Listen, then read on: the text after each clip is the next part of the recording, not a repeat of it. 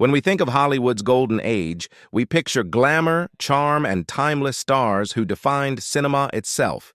The silver screen shimmered with legends like Humphrey Bogart, Clark Gable, and Joan Crawford, icons who seemed larger than life.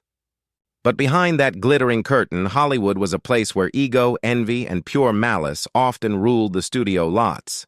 And few men knew those dark corners better than Burt Lancaster. Known for his piercing gaze and commanding presence, Lancaster wasn't just a leading man. He was an insider who had seen it all. From scandalous betrayals to dangerous rivalries, he once hinted that the real villains of Hollywood never played villains on screen. For decades, whispers have circulated about the actors he secretly despised, the ones he called truly evil, not in the roles they played, but in the things they did when the cameras stopped rolling. Tonight, we uncover those names, the 14 actors Burt Lancaster believed embodied the darker side of old Hollywood. Some were cruel manipulators who destroyed careers. Others, power-hungry icons who would stop at nothing to stay on. Get ready, because what you're about to hear will forever change the way you see some of the most beloved stars of all time. When Burt Lancaster first arrived in Hollywood after World War II, he was like a lion stepping into a cage of snakes. The city glowed with fame and fortune, but beneath the bright lights, he could smell the rot, the jealousy, the backstabbing, and the hunger for power that destroyed good people every day. Lancaster was not naive. He had been a circus acrobat before an actor, and he understood showmanship. But nothing prepared him for the kind of evil he would witness in Hollywood's golden years. In those early days, studios were kingdoms, and actors were both royalty and pawns. Every smile hid a scheme. Every compliment masked a rivalry. Lancaster quickly learned who ruled this glittering empire and who wielded their charm like a weapon. Among the first names he quietly wrote off as truly wicked was the legendary Errol Flynn. To the public, Flynn was the perfect hero, the adventurous rogue who swung from ship masts and wooed maidens with a grin. But to Lancaster, Flynn was something darker. He'd heard stories from crew members who described how Flynn bullied newcomers, humiliated co-stars, and flaunted his privilege. On one set, Flynn reportedly forced a young actor to repeat a scene until the man broke down in tears, just for his own amusement. Lancaster saw this cruelty not as arrogance, but as a kind of addiction. Flynn didn't act out of passion, he once said privately. He acted to feed his ego. Another star who made Lancaster's hidden list was Joan Crawford. Her reputation for discipline was legendary, but so was her vindictiveness. Lancaster admired her power but feared her coldness. She could destroy someone's career with a single phone call. Directors whispered that she kept lists of actresses she considered rivals and worked quietly to have them removed from future projects. Lancaster called her the most dangerous woman in Hollywood because her charm could melt ice one moment and then cut through steel the next. But perhaps the one that truly disillusioned him early on was Clark Gable, the king of Hollywood. Lancaster grew up admiring Gable's films, but meeting him shattered the illusion. Gable's charm on screen was undeniable, yet behind the scenes, he was often ruthless. He treated the crew with indifference and belittled extras. If a co-star stole too much attention, Gable would go out of his way to make sure the camera favored him. One veteran technician once told Lancaster, "If Gable doesn't like you, you're finished, and you won't even know why." For Lancaster, these encounters were an awakening. The Hollywood he had dreamed of was not built on art or honor. It was built on vanity and control. The actors he had idolized were not the heroes they portrayed. They were performers even when the cameras stopped rolling, acting out roles of kindness while hiding resentment and cruelty. He started to understand that evil in Hollywood didn't look like devils and demons. It wore tuxedos and designer gowns. It smiled for the cameras, signed autographs, and collected Oscars. But when the lights went out, it whispered lies, ruined careers, and feasted on other people's dreams. As Lancaster's fame grew, so did his insight. He realized that if he wanted to survive, he had to see people as they really were, not as the public saw them. The first names on his secret list, Flynn, Crawford, and Gable, were just the beginning. They weren't simply bad people in his eyes. They represented something deeper, the poisonous beauty of fame itself. And as Lancaster would later say, in Hollywood, evil doesn't come wearing horns. It comes dressed for the red carpet. By the mid-1950s, Burt Lancaster had become one of Hollywood's biggest names, powerful enough to stand toe-to-toe with the studio bosses, and respected enough to speak his mind without fear. He'd already seen how the business could twist good people into monsters, but the deeper he went, the clearer it became that real evil didn't always announce itself. Sometimes it came disguised as ambition, or hid beneath a charming grin. One of the men Lancaster knew best was Kirk Douglas, his frequent co-star and longtime rival. On screen, the two made a perfect match, fiery, masculine, commanding. But off-screen, their relationship was a powder keg. Lancaster admired Douglas's work ethic, but he despised his ego. Douglas wanted control of everything, every scene, every camera angle, every conversation. Crew members whispered that Douglas's temper could fill a room. If a co-star outshined him, he would throw tantrums or demand rewrites to steal back the spotlight.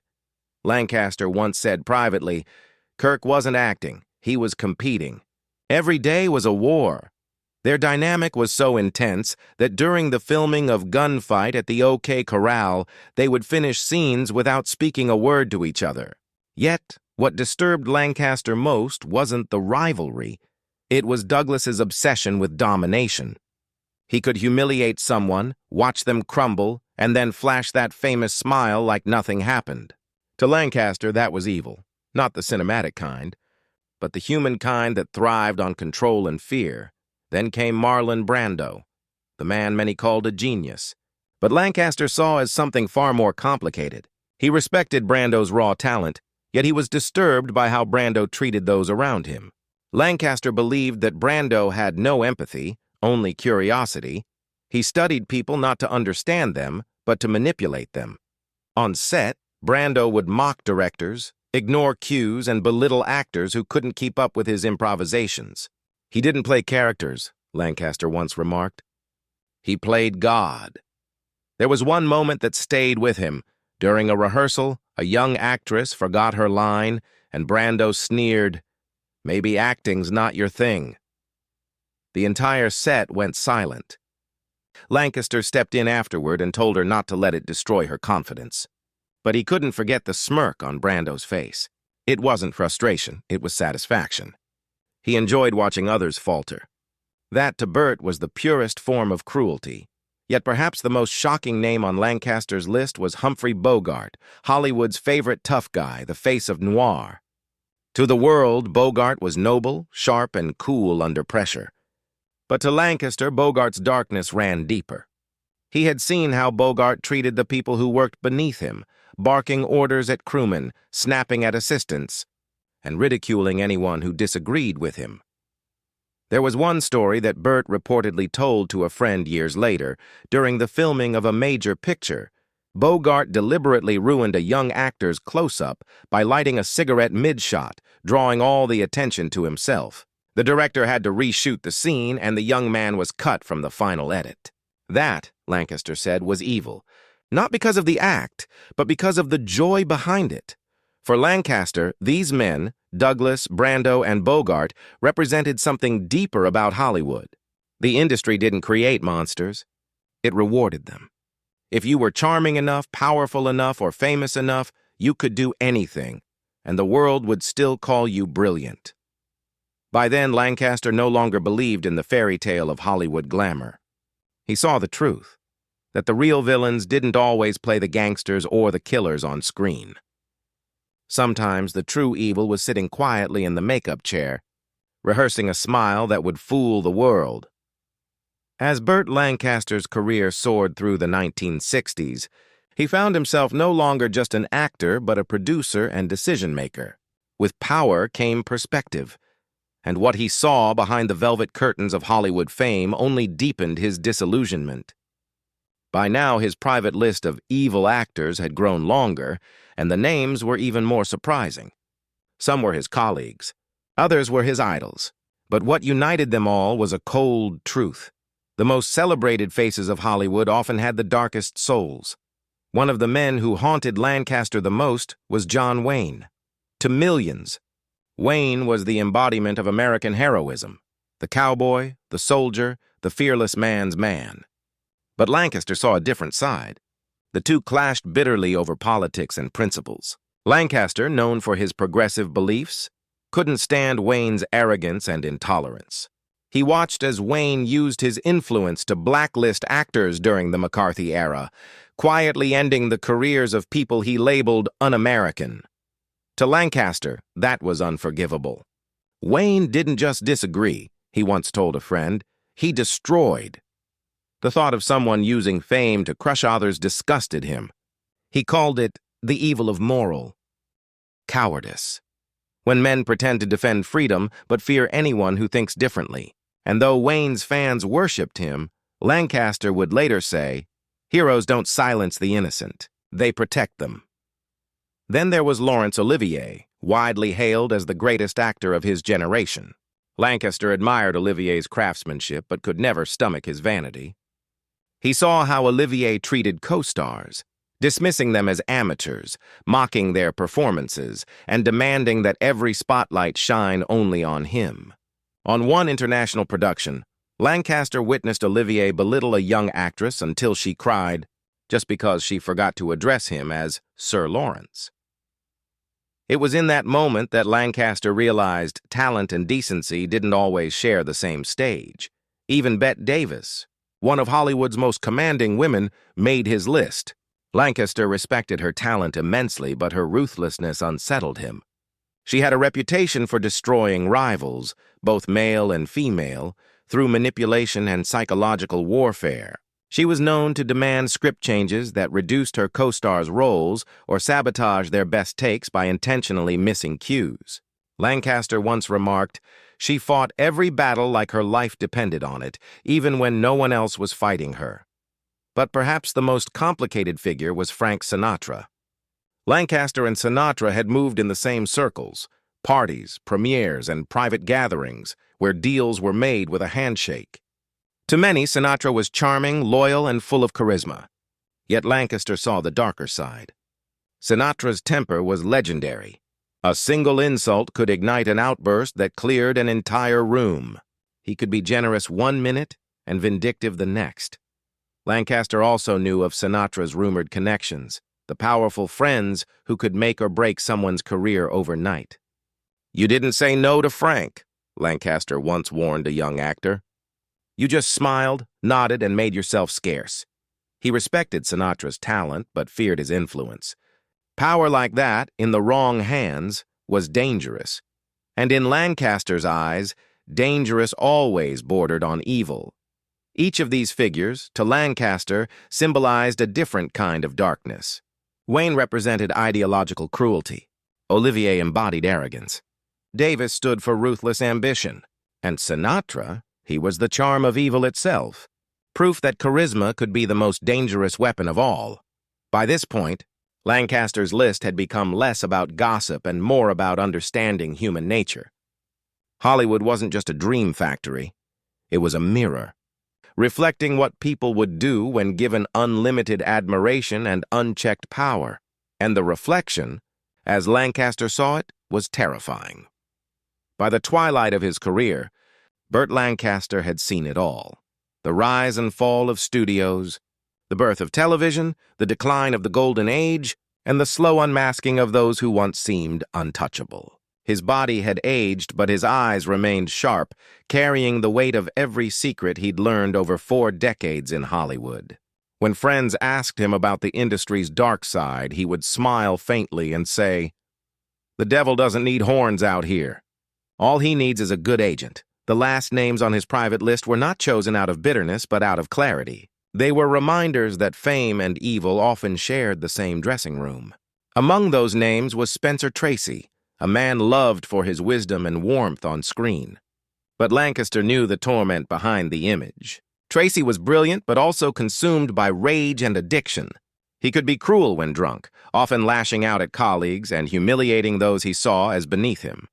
Lancaster pitied him but couldn't excuse his actions. Evil, he once said, isn't just what you do to others. It's when you know you're destroying people and keep doing it anyway. Then there was Orson Welles, the genius of Citizen Kane. Lancaster respected his artistry but despised his arrogance. Welles treated collaborators like pawns, discarding them once they'd served his vision. He thrived on control, manipulating everyone around him, actors, producers, even friends. To Lancaster, Welles wasn't evil in the moral sense, but in the artistic one. He was consumed by his own legend. He played chess with people's lives, Lancaster said, and called it genius. But the name that haunted Lancaster most wasn't a man. It was Judy Garland. Her inclusion on his list wasn't out of hatred, but heartbreak. Lancaster saw how Hollywood destroyed her, how executives fed her pills, demanded perfection, and left her broken. He once told a reporter privately, "The evil isn't always the actor. Sometimes it's the machine that eats them alive." Garland symbolized the industry's cruelty toward its own, a reminder that even angels could be victims of Hollywood's appetite for fame.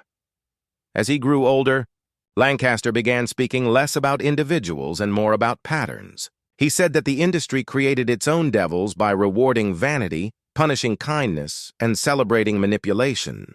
The most successful people weren't always the best actors.